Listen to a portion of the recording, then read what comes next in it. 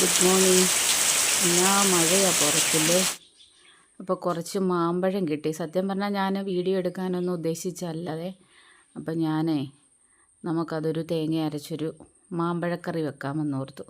അപ്പോൾ എനിക്കൊരാൾ കൊണ്ടു തന്നാണ്. ഇത് നമ്മുടെ നാട്ടുമാവൊന്നുമല്ല, വേറെ എന്തോ ഒരു ചെറിയ മാങ്ങയാണ്. പക്ഷെ നല്ല ടേസ്റ്റ് ഉണ്ട്, ആവശ്യത്തിന് പുളിയുണ്ട്, മധുരമുണ്ട്, എല്ലാം ഉണ്ട്. അപ്പം ഞാൻ ഓർത്ത് നമുക്കതൊരു കറി വെക്കാമെന്ന്. ഞാനതെല്ലാം ഒന്ന് ചെത്തി എടുക്കട്ടെ, ചെത്തി ഒന്ന് കഴുകിക്കൊണ്ട് വരട്ടെ. സത്യം പറഞ്ഞാൽ തുണിയൊക്കെ അലക്കി ഉണക്കാൻ സൗകര്യമില്ലാതെ എന്തോ ബുദ്ധിമുട്ടാണ്. അയ്യോ, കഴിഞ്ഞ 2 ആഴ്ച മുന്നേ വരെ വെയിലിനെ ശപിച്ചുകൊണ്ടിരുന്നവരാ. ഇപ്പം മഴ പുറത്തോട്ടിറങ്ങാൻ പറ്റത്തില്ല, അതുപോലത്തെ മഴ. മുറികളിലെല്ലാം തുണി അലക്കി വിരിച്ചങ്ങിട്ടേക്കുക.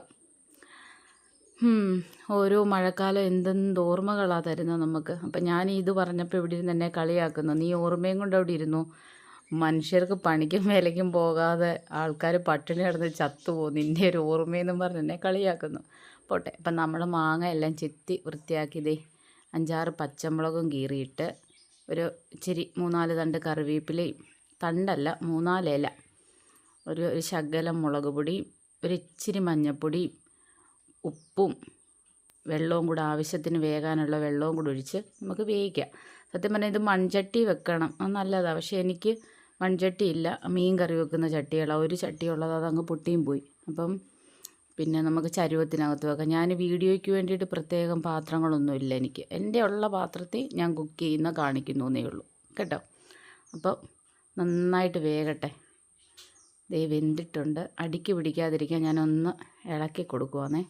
അപ്പം നമുക്ക് കറിക്കുള്ള അരപ്പെടുക്കാം.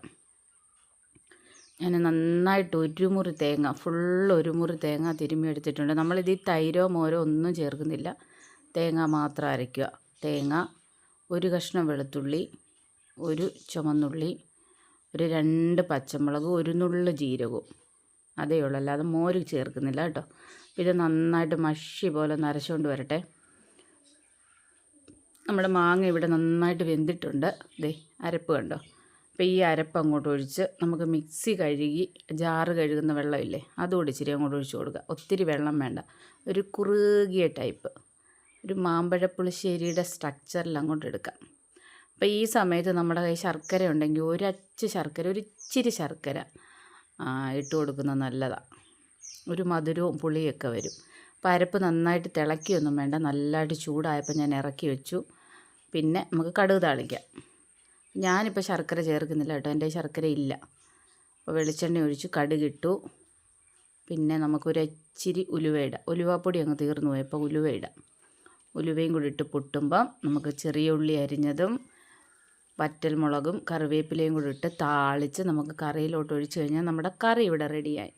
അപ്പോൾ രാവിലത്തേക്കല്ല, ഉച്ചയ്ക്കത്തേക്കുള്ള ഒരു കറി റെഡി. അപ്പം ഇതുവരെ എൻ്റെ ചാനൽ സബ്സ്ക്രൈബ് ചെയ്യാത്തവർ ഒന്ന് സബ്സ്ക്രൈബ് ചെയ്തേക്കണേ, ലൈക്ക് ചെയ്യണം.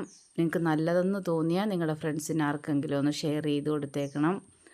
അപ്പം ഇതുപോലെ വളർന്നു വരുന്ന യൂട്യൂബേഴ്സിനെ എല്ലാവരും ഒന്ന് പ്രോത്സാഹിപ്പിക്കണം. അപ്പോൾ നമുക്ക് വേറൊരു വീഡിയോ ആയിട്ട് എളുപ്പം കാണാം. Okay, thank you.